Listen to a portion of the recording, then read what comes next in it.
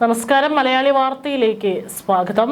പല ഗൾഫ് രാജ്യങ്ങളിലായിട്ട് നിരവധി പ്രവാസികളാണ് ഇപ്പോൾ അവരുടെ ജീവൻ പണയം വെച്ചുകൊണ്ട് അവിടെ ജീവിക്കുന്നത്. പലരും പല മേഖലകളിലും മുന്നറിയിപ്പുകൾ, സൈറണുകൾ എപ്പോഴും മുഴങ്ങിക്കൊണ്ടേയിരിക്കുന്നുണ്ട്. ഇപ്പോൾ വരുന്ന വളരെ ദുഃഖകരമായ ഒരു വാർത്ത, UAE ആകാശ പരിധിയിൽ തടഞ്ഞ ഡ്രോണിന്റെ അവശിഷ്ടങ്ങൾ കൃഷിയിടത്തിൽ പതിച്ച് ഒരു പ്രവാസി കൊല്ലപ്പെട്ടു.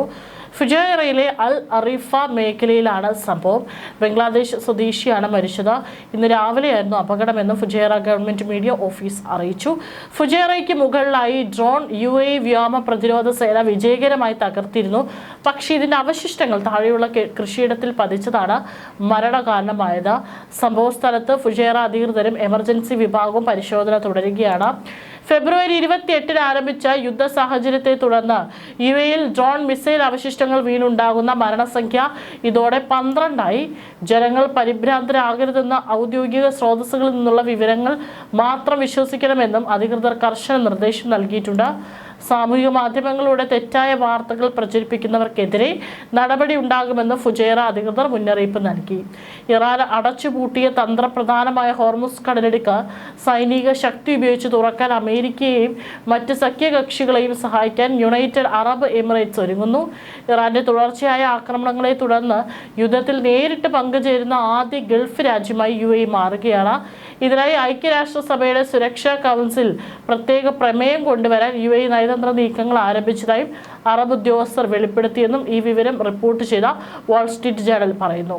ഹോർമുസ് കടലിടുക്കിന്റെ നിയന്ത്രണം തിരിച്ചുപിടിക്കാൻ യൂറോപ്പിലെയും ഏഷ്യയിലെയും സൈനിക ശക്തികളുടെ ഒരു സഖ്യം രൂപീകരിക്കണമെന്നും UAE ആവശ്യപ്പെട്ടിട്ടുണ്ട്.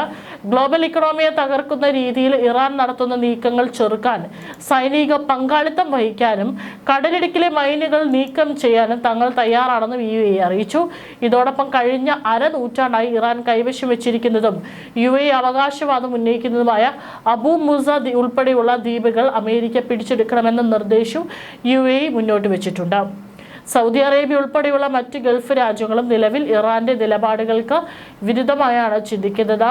ഇറാൻ ഭരണകൂടം പതറുന്നതുവരെ യുദ്ധം തുടരണമെന്ന് അവർ ആഗ്രഹിക്കുന്നുവെങ്കിലും സ്വന്തം സൈന്യത്തെ യുദ്ധത്തിന് വിട്ടു നൽകാൻ അവർ ഇതുവരെ തയ്യാറായിട്ടില്ല. എന്നാൽ അമേരിക്കയുടെ അടുത്ത സഖ്യകക്ഷിയായ ബഹ്റൈൻ UAE മുന്നോട്ട് വയ്ക്കുന്ന UN പ്രമേയത്തെ പിന്തുണയ്ക്കുന്നുണ്ട്. ഈ പ്രമേയത്തിന്മേലുള്ള വോട്ടെടുപ്പ് വ്യാഴാഴ്ച നടക്കുമെന്നാണ് പ്രതീക്ഷിക്കുന്നത്. UAE-യുടെ ഈ നിലപാട് മാറ്റം പശ്ചിമേഷ്യൻ രാഷ്ട്രീയത്തിൽ വലിയൊരു മാറ്റത്തിന് വഴിവെക്കും. ദീർഘകാലമായി ഇറാനുമായുള്ള സാമ്പത്തിക ഇടപാടുകളുടെ കേന്ദ്രമായിരുന്ന ദുബായ് ഉൾപ്പെടെയുള്ള മേഖലകൾ ഇപ്പോൾ ഇറാന്റെ ശത്രുപക്ഷത്താണ്. യുദ്ധം ആരംഭിച്ച ശേഷം ദുബായിലെ ഹോട്ടലുകൾക്കും വിമാനത്താവളങ്ങൾക്കും നേരെയുണ്ടായ ആക്രമണങ്ങളാണ് UAE ഇത്തരമൊരു കടുത്ത തീരുമാനമെടുക്കാൻ പ്രേരിപ്പിച്ചത്. ഇറാന്റെ മിസൈൽ ആക്രമണങ്ങൾ UAE-യുടെ വിനോദസഞ്ചാര മേഖലയെയും വിമാന ഗതാഗതത്തെയും സാരമായി ബാധിച്ചിട്ടുണ്ട്. ഇതിനെ പ്രതിരോധിക്കാൻ ഇറാനിയൻ പൗരന്മാർക്ക് രാജ്യത്തേക്ക് പ്രവേശനം നിഷേധിക്കുന്നതിന് അടക്കമുള്ള കർശനമായ സാമ്പത്തിക നയതന്ത്ര നടപടികൾ UAE സ്വീകരിച്ചിട്ടുണ്ട്. അതേസമയം UAE-യുടെ ഈ നീക്കത്തിനെതിരെ ഇറാൻ ശക്തമായ മുന്നറിയിപ്പ് നൽകിയിട്ടുണ്ട്. തങ്ങളുടെ ഭൂപ്രദേശം പിടിച്ചെടുക്കാൻ സഹായിക്കുന്ന ഏതൊരു ഗൾഫ് രാജ്യത്തിന്റെ സിവിലിയൻ ഇൻഫ്രാസ്ട്രക്ചർ തകർക്കുമെന്നും ടെഹ്റാൻ മുന്നറിയിപ്പ് നൽകി. ഇതിനകം തന്നെ 2500ഓളം മിസൈലുകളും ഡ്രോണുകളുമാണ് ഇറാൻ UAE-ക്ക് നേരെ തൊടുത്തുവിട്ടത്. കടലിടുക്ക് തുറക്കാനുള്ള സൈനിക നീക്കം വലിയ വെല്ലുവിളിയാണെന്ന് സൈനിക വിദഗ്ധർ വിലയിരുത്തുന്നു. ഒരു ഡ്രോണോ ചെറിയ ഒരു ആത്മഹത്യാ ബോട്ടോ ഉപയോഗിച്ച് പോലും കടലിടുക്കിനെ ഭീഷണിയിലാക്കാൻ ഇറാന് സാധിക്കുമെന്നതാണ് പ്രധാന ആശങ്ക. എങ്കിലും അന്താരാഷ്ട്ര വ്യാപാരത്തിന്റെ ജീവനാഡി എന്ന നിലയിൽ ഹോർമുസ് കടലിടുക്ക് തുറന്നു കിട്ടുന്നതിനായി വലിയൊരു റിസ്ക് എടുക്കാൻ തന്നെയാണ് UAE-യുടെ തീരുമാനം.